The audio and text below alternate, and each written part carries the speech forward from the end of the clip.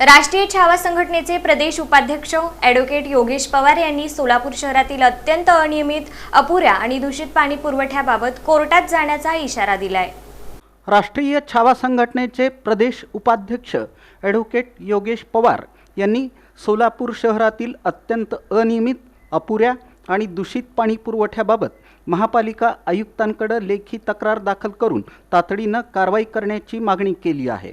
याबाबत सविस्तर हकीकत अशी, उजनी धरणातून मुबलक पाणी उपलब्ध असतानाही सोलापूरकरांना 5 ते 6 दिवसातून केवळ एकदाच पाणी मिळत आहे।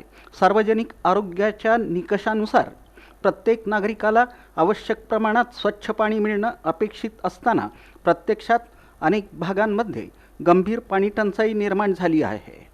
याशिवाय शहरातील अनेक भागांमध्ये कमी क्लोरिनेशन, गळकी पाईपलाईन आणि मलमिश्रित पाण्याच्या पुरवठ्यामुळे गॅस्ट्रो, कावीळ, टायफॉइड यासारख्या आजारांचं प्रमाण वाढत असल्याचा आरोप करण्यात आला आहे। काही भागात काळ्या आणि दूषित पाण्याचा पुरवठा झाल्याने नागरिकांच्या आरोग्याला गंभीर धोका निर्माण झाला आहे। पाणी पुरवठा सुधारण्यासाठी कोट्यवधी रुपयांची कामे आणि निविदा काढण्यात आलेल्या असतानाही त्याचा अपेक्षित परिणाम दिसून येत नसल्याबाबतही प्रश्न उपस्थित करण्यात आला आहे। या संपूर्ण योजनेचा स्वतंत्र तृतीय पक्षामार्फत दर्जा तपासणी अहवाल आणि खर्चाचा ऑडिट अहवाल सार्वजनिक करण्याची मागणी करण्यात आली आहे।